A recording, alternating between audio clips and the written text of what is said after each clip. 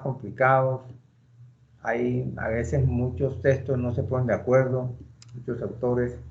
Entonces, la idea es que eso se tramita de una forma simple y entendible. Bien, entonces, hablaremos hoy de neoplasia del páncreas neuroendocrino. ¿Cierto? Entonces, inicialmente, una serie de consideraciones, como les digo yo, estas diapositivas no... Otra vez el mouse molestando aquí.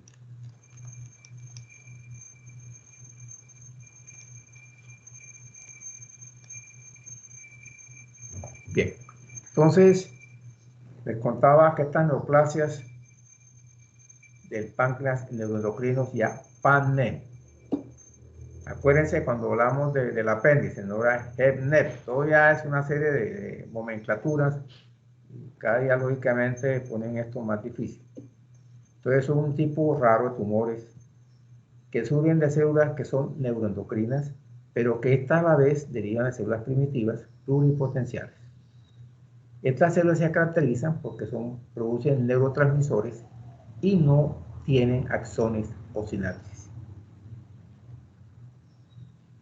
Dan lugar a tumores, lógicamente, en diversos órganos que se clasifican de acuerdo a la procedencia embrionaria, el tracto gastrointestinal, en el intestino anterior, medio y posterior, y lógicamente numerosos tejidos extradigestivos como cerebro, pulmón, etc.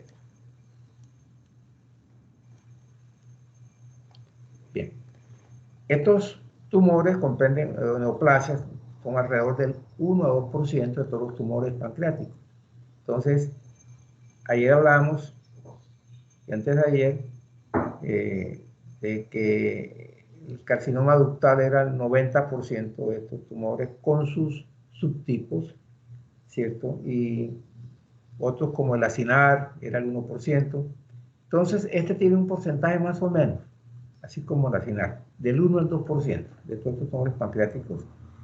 Y lógicamente, pues la incidencia no es muy alta, es baja. En Estados Unidos de 0.43 por cada 100.000 habitantes por año. Son grupos heterogéneos, ¿cierto? Que tienen una complejidad química y biológica y una morfología, y comportamiento y pronóstico muy diferentes. La mayoría de estas células constituyen los islotes de Langerhans. Bien. Bien.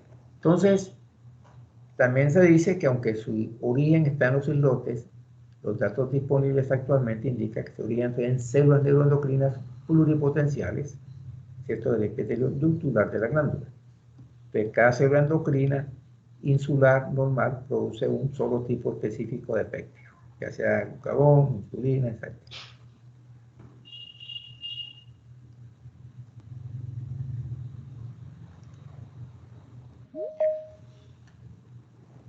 Esto para comentarles que anteriormente, inicialmente, estas neoplasias se llamaban apudomas, ¿cierto? Posteriormente, la conversión se hizo a tumores neuroendocrinos del tracto gastroenteropancreático. Y ahora tiene cada cual su organización.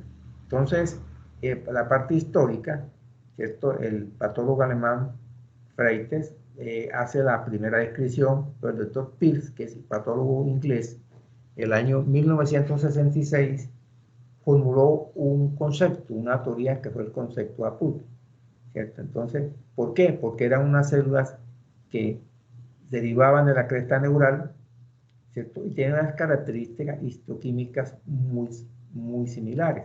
Si contenían aminas en su citoplasma. Eran potencialmente precursoras, digamos, de captación de precursores, ¿cierto? Que mediante descarbonización se convertían en aminoácidos o aminas propiamente u otras hormonas. Bien, entonces, posteriormente, este término que entró un poco en desuso, porque se vio que no todas venían de la cresta neural y no todas contenían aminas en su citoplasma, ni tampoco todas tienen ese potencial de captación de precursores. Entonces, Posteriormente se sugirieron que de pronto había dos líneas por separado. Sin embargo, como he aconsejado el Schwartz, estuve leyendo la 11ª edición e inclusive él todavía habla de que estas células son de la cresta neural y lógicamente tienen esa potencialidad de captar precursores y descarboxilar estos precursores. Entonces, lógicamente, son conceptos, pero es un término que ya entró en desuso, el término APUT. Pero, sin embargo, algunos textos todavía los pueden mencionar. Bien. Simplemente para comentarles que el doctor Bergur, en el año 77, clasificó estos tumores por su localización y forma de presentación. Entonces, es por ahí, ¿cierto? Entonces, pueden ser ectópicos si fuera del páncreas, ¿cierto? O eutópicos que generalmente están dentro del páncreas. Igualmente, cuando estas células se encuentran en varios sitios y producen síntomas, entonces son los pluriglandulares. Y vienen los famosos MEN, ¿cierto? Neoplasias endocrinas múltiples. La primera fue en el año 54, Werber, incluye tumores de paratiroides, hipófisis y páncreas. Posteriormente, en el año 61, viene el síndrome de Cipo, que es tumor medular de tiroides, tumores de paratiroides y feocromocitoma, MEN2. A. MEN2B, el año 68, es igual al MEN2A, más ganglio neuromatosis intestinal y tumores neurogénicos. Y MEN2C, que es igual a MEN1 más tumor suprarrenal. Yo mañana se lo mencionaré de una forma más reducida, más simple. Bueno, esta clase vamos a guiarnos por la clasificación de la OMS del año 2017, que es una, digamos, una clasificación muy más asequible. Yo ahora les mostraré de 2019. Igual pasó con los tumores exocrinos. Entonces, les contaba que esto ha tenido estas formaciones en su presentación. Pues yo hace 18 años daba en una sola clase de ambos, exocrino y endocrino. Entonces, simplemente en la parte endocrina, pues como yo le decía, inicialmente eran los apudomas, posteriormente se pasaron a tumores del tracto gastroenteropancreáticos y el primer lugar lo tenía el tumor carcinoide, ¿cierto? De los tumores del tracto gastroenteropancreático. El carcinoide es ubicante el 85%, 80% de todos estos tipos de tumores, de los cuales un porcentaje importante también del 80% se localizaba o se localiza en el intestino, el tracto digestivo. De ese 45% iba lógicamente, van a el apéndice. Acuérdense, cuando hay un apéndice ya se dice entonces HEP-NEP, entonces ya esto ha cambiado. Antes era tumor carcinoma del apéndice, ¿verdad? Entonces, ya hoy día, pues cada tumor va siendo clasificado, pongamos los que van a pulmón. Estos tumores neuroendocrinos tienen ya una clasificación anatomopatológica diferente y lógicamente ya se han apartado, cada cual tiene un capítulo de la medicina. Entonces, esta clase de hoy tiene unos apuntes, tiene unas anotaciones en las diapositivas de un artículo de dos patólogas del Hospital General de Massachusetts, que queda en Boston. Ese hospital es el primer hospital y el más grande que tiene la Universidad de Harvard para su facultad de medicina. Y ese hospital también ocupa el primer lugar en investigación en Estados Unidos. Y entonces, aunque los patólogos tienen una visión, a veces que para nosotros tenemos otra visión como cirujanos, pero desde el punto de vista de patología es importante tener en cuenta porque la OMS se basa mucho en su clasificación en conceptos de histopatología. Entonces esta es la del 2017 que vamos a hablar sobre esta. La del 2019, fíjense que acá en 2017 habla primero de los bien diferenciados y luego de los no poco diferenciados, ¿cierto? Y primero habla de los tumores funcionales, ¿cierto? Entonces, ya en el 2019, es la del 2019, ya el 2020 se terminó de hacer ahora en abril, más compleja, y todavía la clasificación de los patólogos americanos del 2020 es mucho más compleja, entonces nos vamos por 2017. Entonces, 2019, lógicamente, aquí habla de neoplasias endocrinas pancreáticas, aquí habla de los tumores endocrinos, los grados de 1, 2, 3, ahora mencionaremos muy rápidamente, tumores del páncreas endocrinos funcionales y los no funcionales. Entonces, ahí empieza, lógicamente, a describir cada uno de ellos. Y entonces, vamos con la clasificación del 2017.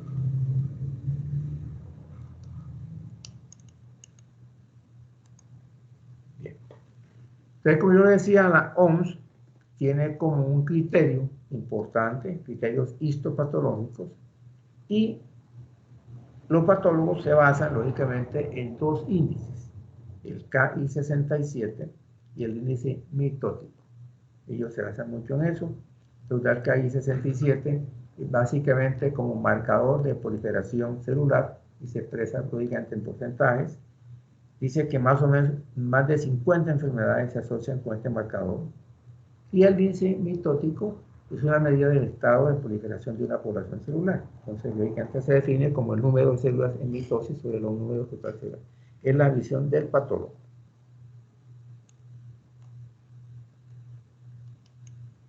Bien.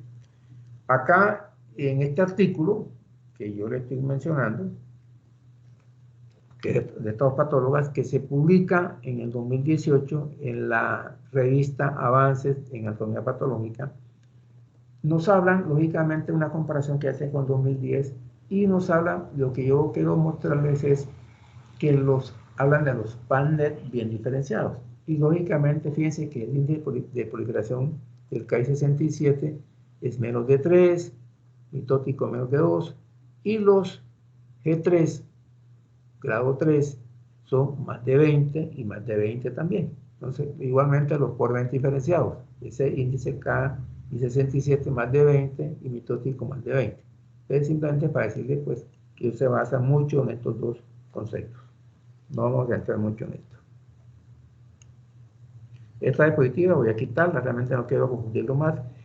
Y simplemente habla que los bien diferenciados, lógicamente los grado 1, grado 2, grado 3, generalmente son tumores de crecimiento lento, con igual preferencia sexual, y que puede ocurrir en un rango de edades, ¿sí? Pero fundamentalmente son la tercera y sexta década. Bien, entonces, son tumores que tienen poca necrosis. Vamos. Bien. Entonces, vamos a entender dos conceptos importantes. ¿Cuándo es un tumor pancreático funcionante? Cuando está asociado a síntomas o a síndromes clínicos. Entonces, es funcionante cuando está asociado a síndromes clínicos. No es funcionante cuando no está asociado a síndromes clínicos. Realmente los tumores no funcionales, de pronto no tienen un nivel de hormonas suficientes para crear un síndrome clínico, ¿cierto? Entonces, también se dice que estos tumores funcionales entrarían bien diferenciados. Bien, ya saben, funcionales y no funcionales.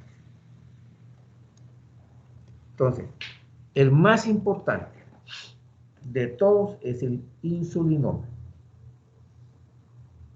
Son más o menos el 60% de las neoplasias insulares. Entonces, estamos hablando, las neoplasias de este tipo, en total, es el 1-2%.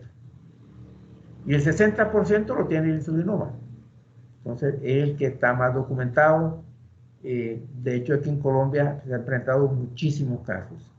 Tanto que hasta el doctor Álvaro Caro, que les mostraba en la primera diapositiva en cáncer de páncreas, en el año 85, ya él documentó en su libro varios casos de insulinoma, allá en Bogotá.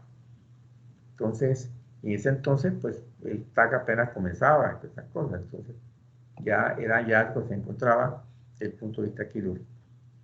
Bien, entonces, los insulinomas son PANNET, dice que ya le ponen el título, y se componen de sustancias productoras de insulina y proinsulina, células beta. Son generalmente tipo esporádico, así que se encuentran solamente en el páncreas, más o menos en 80%. Generalmente son solitarios, miden menos de 1 centímetro, son de carácter benigno en su mayoría, más del 90%, y su ubicación puede ser en cualquier lugar del páncreas, es decir, cabeza, cuerpo y colon. Usualmente la promedio es de 45 años y afecta generalmente al sexo femenino un 60%. Entonces, vuelve el cuento del artículo que le mencionaba. Dice que habla que los benignos, bien diferenciados, tienen un índice proliferativo que es 67 y está confinado al páncreas. Realmente acuérdense que es menos de 2. Bien. Los que son malignos ya son de un grado 2 a un grado 3 y ese valor de proliferación de ese índice, igual que el mitótico, lógicamente ya dan lugar a que el tumor pueda ser maligno y que pueda caracterizarse, en este caso, insulinoma por invasiones locales, peripancreáticas y metástasis a ganglios linfáticos y al hígado. El cuadro clínico es la tríada descrita por Whipple hace más de 60 años. Sigue siendo válida y seguirá siendo válida, por supuesto, que son episodios de desmayos inducidos por ayuno o ejercicio, una glicemia en ayunas o en el momento de los síntomas inferior a 50 miligramos por decilitro.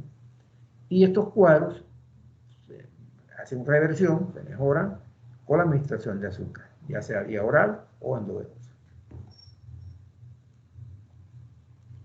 Los síntomas más frecuentes, y ahora les pondré un caso clínico a la vida real, por supuesto, son relacionados con neuroglucopenia, crisis de ausencia, confusiones y alusiones visuales, y neurovegetativos, por exceso de catecolamina circulante. Estos síntomas se presentan más del 90% de los casos y principalmente en situaciones de ejercicio o de ayuno prolongado.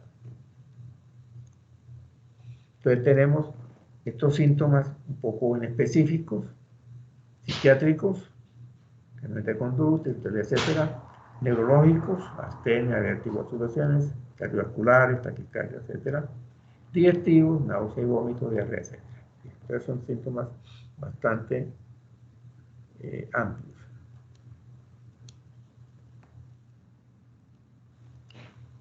Bien.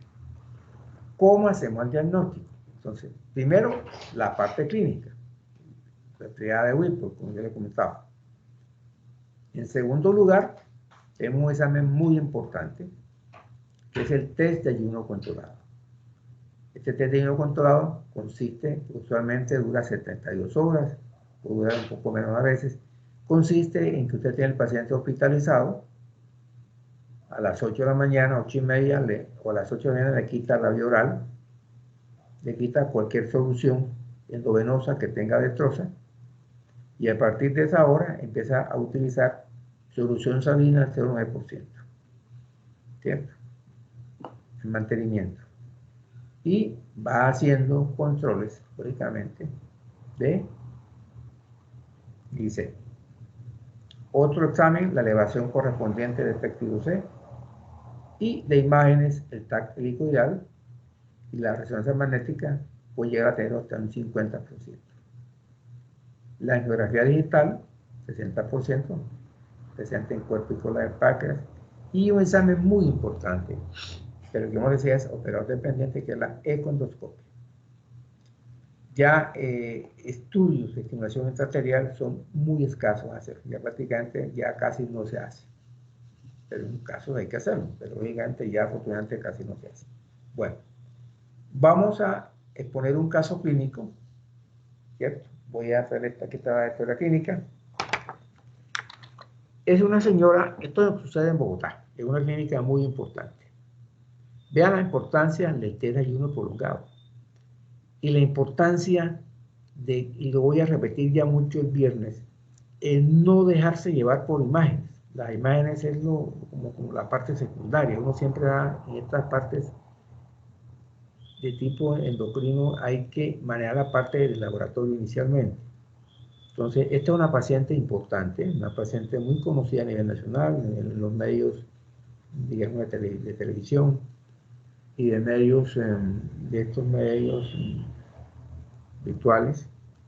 Una paciente que no es extranjera, de 32 años, consulta a una clínica en Bogotá, porque, voy a leerlo específicamente, ¿cierto? Dice, paciente femenina que en consulta por cuadro clínico de 2 días de evolución, consistente en mareo, sudoración, uso de corticoides que aplicaron por control de dolor postoperatorio y cirugía estética. Esta paciente se había realizado varias cirugías estéticas y lógicamente había tenido como una cicatriz, le habían puesto pues corticoides en forma subcutánea y presenta esos síntomas, ¿no? Dice, antecedentes aparentemente de hiperinsulinismo, refiere descontrol metabólico desde el uso de que le aplicaron el corticoides. Bien, la ingresa con un diagnóstico posible de un hiperinsulinismo.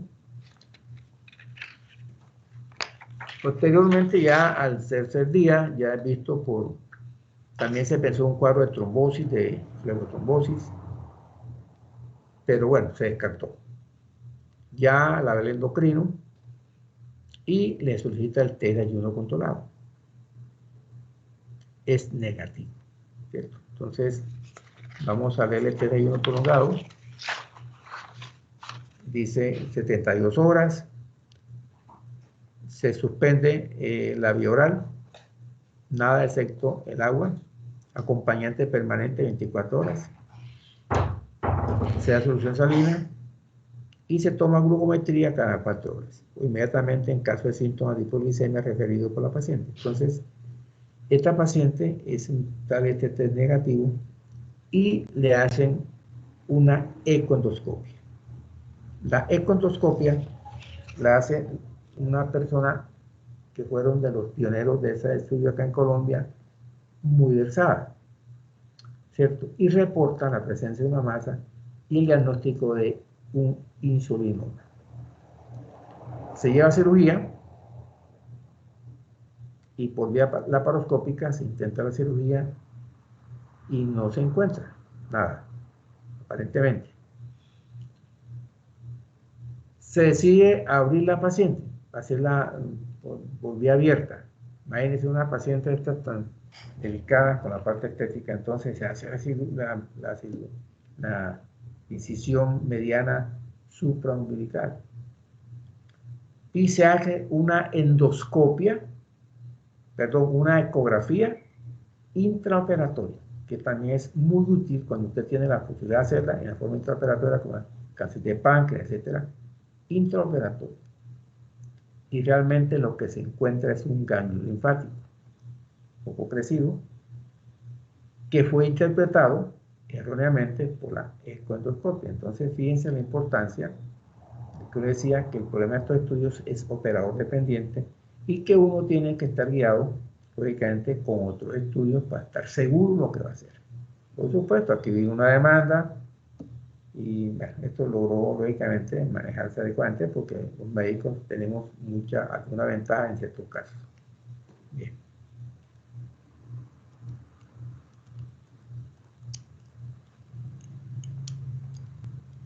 Molestando.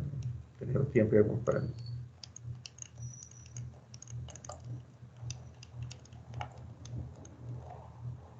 Bueno, esta es la geografía digital que afortunadamente ya se hace muy pocas veces. Bueno, el pronóstico depende del tamaño del tumor. Si son menos de 2 centímetros, la supervivencia a 10 años es casi el 100%. Acuérdense que son benignos realmente. Pero cuando pasa de 2 centímetros, ¿cierto? Inclusive hasta 5 centímetros, ya hay criterios de malignidad posiblemente. Y lógicamente que a 10 años eso se reduce a un 30%. menos del 10% de estos pacientes tienen metástasis realmente hepática. El tratamiento, como son tumores pequeños, se hace una enucleación. Ahí tenemos la imagen, ¿cierto? Se hace por laparoscópica. Cuando son tumores grandes, se hace una pancreatectomía distal o subtotal. Y si es de la cabeza, pues muy grande, se hace la pancreoduodenectomía cefálica. Y lógicamente prevenir la hipoglicemia antes de la cirugía con infusiones de glucosa y diazóxido. Importante, eso es el manejo médico. Acuérdense que son bloqueos de insulina. Y aquí tenemos insulinoma seccionado. Ahí está la medida. Digamos que está casi 1 centímetro, más o menos como 1,5 centímetros. Otro insulinoma en la cabeza del páncreas, listo para ser nucleado. La parte distal, y aquí se hizo una pancreatectomía con esplenectomía. Y se recuerda esta frase que, a pesar de todos estos avances diagnósticos, todavía queda un 5% aproximadamente de insulinomas que son ocultos. Bien. El segundo lugar de los tumores neuroendocrinos, y en el pasado en el tercer lugar de los pancreáticos, está el gastrinoma. El gastrinoma ya ha venido tomando su asiento a pasar de algunos años. Cuando yo era un estudiante, todo era el carcinoma, con ese entonces no había bomba de protonio ni era estas cosas. Entonces, ya hemos visto que no son tan importantes, digamos, tan frecuentes. Son un 20% de los tumores neuroendocrinos. Entonces ya vimos que si esos son el 2%, el 60% son insulinomas, pues yo creo que queda muy poco. Entonces 20% usualmente son tumores funcionantes, si están asociados a su entorno clínico. Usualmente los gastrinomas, el 75% se encuentran fuera del páncreas. La ubicación generalmente se encuentra en la pared del duodeno, o también se encuentra en muchas partes, cambios linfáticos, estómago, yeyuno, mesenterio, hígado, ovario, riñón. Entonces, pero se sabe que solamente un porcentaje del 25% se encuentran dentro del páncreas. La mayoría son malignos. Digo, benignos el insulinoma, en su gran porcentaje. Este es un tumor que en su gran mayoría es maligno. Alrededor del 60% ya presenta metástasis ganglionares o hepáticas de aumento de la operación. Es un tumor, como les decía, infrecuente. Diagnóstico de 1.5 casos por 1.000 habitantes. La relación hombre-mujer de 2.1 y la edad de aparición es quinta década de la vida. La tríada diagnóstica de Solving, Elling y Coleman en el año 74, que es la secreción abundante de líquido gástrico, casi 2 o 3 litros en más o menos 12 horas, úlceras de rápida recidiva, a pesar de la terapia adecuada, ya sea médica, clínica o radiación, y tumores pancreáticos de celular no beta. Esa es la tríada de Solinger.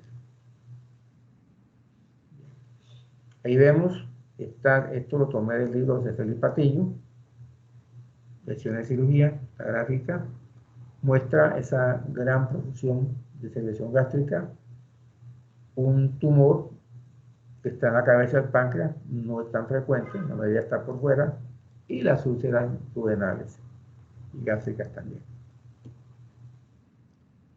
Generalmente, el 85% de los tumores se encuentran en el triángulo de pasado, ese triángulo que ven allí, que es parte del antro, del píloro, primera, segunda y algo de tercera porción del duodeno, ¿cierto? Colédoco y el cístico. Triángulo de pasado. El síntoma fundamental es la úlcera péptica, en más del 90%. Muchos pacientes consultan, a veces por dolor abdominal, úlceras y esofagitis, muy importante también. Algunos casos pueden presentar diarrea como síntoma principal. ¿cierto? Lo cual es tipo estatorrea. Acuérdense de la gran cantidad de secreción gástrica, que nos lleva hasta cierta reacción. Entonces, 25% de tumores, ¿cierto? Es la presentación máxima de estos tumores dentro de los tumores endocrinos, y la incidencia, lógicamente, pues, de úlcera renal es esa que se está mostrando ahí, ¿cierto? De 1 por cada 1000 habitantes. En mi época, lógicamente, pues, pacientes que no mejoraban con tratamiento médico, yo no tenía que pensar en un carcinoma, pero lógicamente había otras patologías que también producen estos síntomas de hipergastrinemia. Bien, ahí abajo dice. El tratamiento y el diagnóstico. Primero, determinar los niveles, ¿cierto?, de gastrina inmunoreactiva sérica, ¿cierto?, de bioquímicos. El estudio de imagen más importante es la gammagrafía con centellograma, con análogo de somatostatina, y la resección quirúrgica sigue siendo la modalidad primaria. Aún en pacientes con tumor metastásica, recordar que solamente el 30% de los pacientes albergan lesiones únicas o múltiples. Bueno, entonces, tratamiento médico quirúrgico, la enucleación cuando pueda hacerse. Generalmente se hace panquectomía distal o panquectomía total, digamos cefálica. La vagotomía, que es seccionar el nervio vago, ya poco se hace. Y lógicamente, cuando apareció la bomba de protones, ya encontramos un tratamiento médico muy adecuado para esto. La dosis es muy elevada. Si usualmente un paciente le da 40 miligramos de omeprazol diarios, a este paciente tiene que darle 120, ¿cierto? Entonces, más o menos 3 veces la dosis. Cuando hay resección, digamos, metástasis hepáticas, hay que resecar el tumor primario y, si es posible, la metástasis, lógicamente. Si es inoperable, lógicamente ya se hace unos tratamientos con quimioterapia. Bien. No es fácil a veces el diagnóstico de gastrinoma. Aquí tenemos el duodeno en cabeza de páncreas, bastante grande, pero también puede haber otro tipo de tumores. Ya hoy día se conocen también.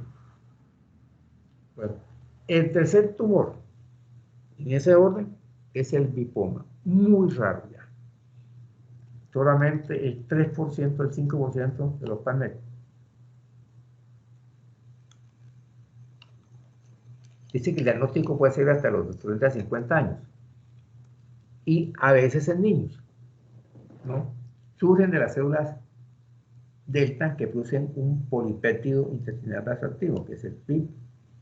Fue descrito en el año 1958 por Bernie Morrison el síndrome, que era diarrea acuosa muy alta, una hipopotasemia con atolidia, ¿cierto? Y el famoso síndrome del lipoma. Entonces, eso del año 58 ya se conoce. El diagnóstico por laboratorio aumentó la concentración sérica BIP. El 90% son inmunoreactivos con atención por patología. Malignos también en su gran porcentaje. Acuérdense que el único que es benigno por ahí es el insulinoma. Y el pronóstico, lógicamente, el pronóstico generalmente se hace en etapas muy avanzadas. La sobrevida a 5 años puede llegar, si logramos acuerdo a tiempo, hasta el 94%. Y si hay metástasis, lógicamente baja a un 68%. Tratamiento es la reacción quirúrgica del tumor con una linfadenectomía, pues, regional. Acuérdense, como el paciente está deshidratado por la gran diarrea, hay que tratarlo muy bien. El cuarto tumor es el glucagonoma. Son tumores, los islotes pancreáticos también. Es un tumor también funcional. Estamos hablando de tumores funcionales. Ya el porcentaje es un poco menor. La incidencia es mayor en mujeres y son neoplasias bien diferenciadas. El síndrome es un eritema, que lo ven a la derecha, migratorio necrolítico, que afecta la parte inferior del abdomen, el periné y las nalgas, lógicamente los glúteos, y logra migrar hacia extremidades distales, ¿cierto? También se asocia con estomatitis, bursitis, pérdida de peso, lucimiento de la lengua, etc. Muy bien. Depresión, trombosis venosa, muy bien. Muy raro, muy raro.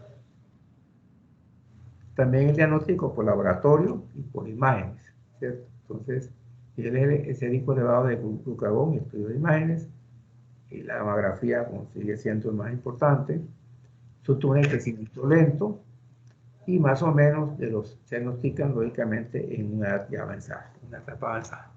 Son malignos también, en un gran porcentaje, y ya cuando lo descubrimos, ya ha dado metástasis realmente al hígado. Supervivencia a 5 años, que es el 70%, y es una causa de mortalidad, ¿cierto? Por el crecimiento que tiene y el efecto de masa.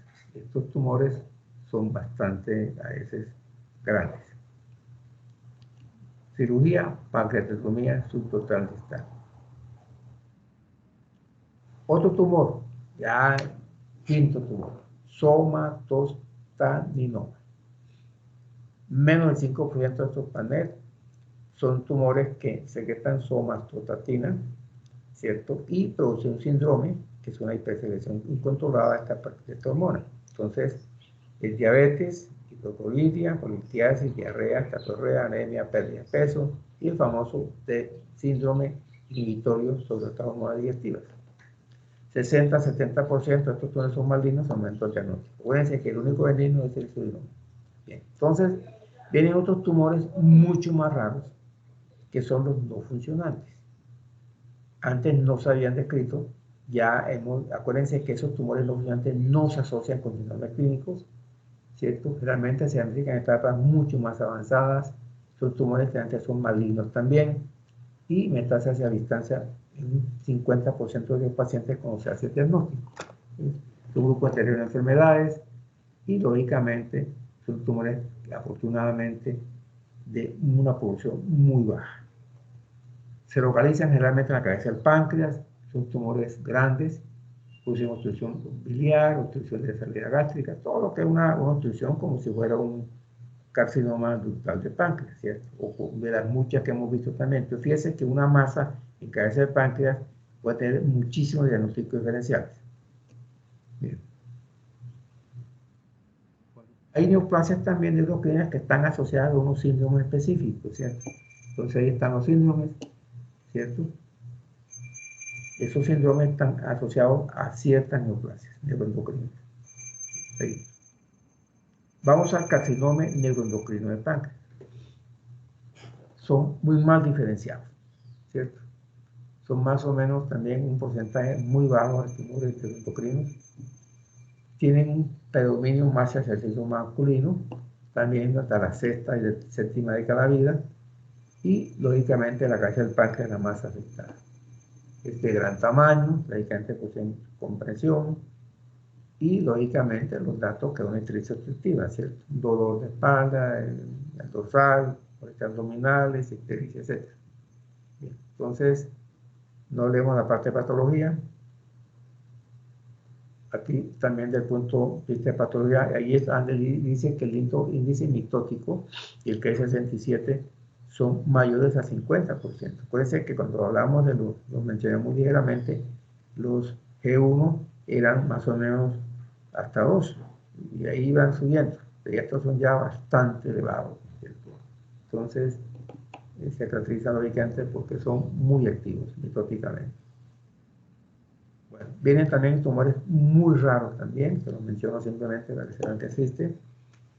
Son los carcinomas ductales, con el cáncer de ductal exocrino, asociado a un neuroendocrinoma, ¿cierto? Entonces son mixtos, del páncreas exocrino con endocrino, y en este caso ductal, ¿cierto? Son agresivos, ¿cierto? Y lógicamente también la gran mayoría se localiza en la cabeza del páncreas. Son bastante grandes, pueden medir unos tamaños bastante descomunales, hasta 7 centímetros en promedio, y lógicamente son masas solitarias. Entonces, la cirugía, lógicamente, una pancreatectomía cefálica.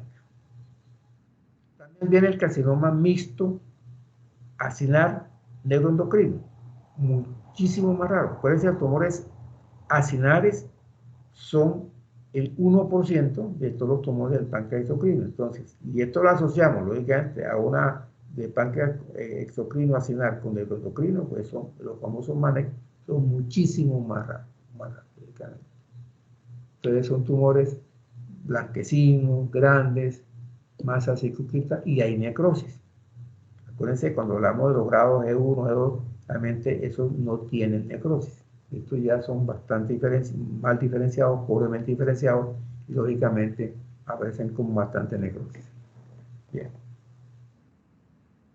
Bueno, ya por último, lo que yo siempre les contaba cuando hablamos en la primera clase, en la segunda clase, que a veces este es un paciente al hospital, entonces llega por un síndrome neurológico. Y la historia médica ni siquiera escriben estas lesiones. No me escriben siquiera. A ver, ¿quién me dice qué puede ser esto?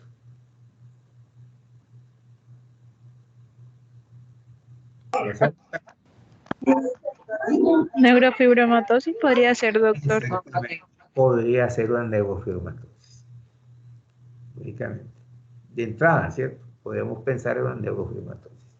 Y si el paciente ingresa con un problema tipo neurológico, más podemos confirmar eso. Bueno, muy bien. Entonces, ya finalizamos esta clase, que es, como le digo, un poco pesada, porque son tumores más raros, ya tiene un componente de patología bastante complejo. Mañana vamos a hablar de unas glándulas también muy extraordinarias, que son las paratiroides. Pero me hubiera gustado que esta clase se viera después de la clase de tiroides. Pero bueno, la estructura acá en la universidad pues, estaba, entonces me van a hablar de las paratiroides, especialmente del hiperparatiroidismo. Entonces, por favor, estudiense ese tema, ¿no? Pueden estudiar el Schwartz, el Savington, donde quieran. El viernes finalizamos con suprarrenales, una glándula extraordinaria, ha causado una admiración siempre, y que tuve la oportunidad de operar algunas veces, ¿no? Ya hoy ella Cuéntame. ¿No te escuché? Bueno, entonces ya finalizamos y el viernes, mañana nos vemos con paratiroides. Bueno, que tengan una feliz tarde, que esté muy bien.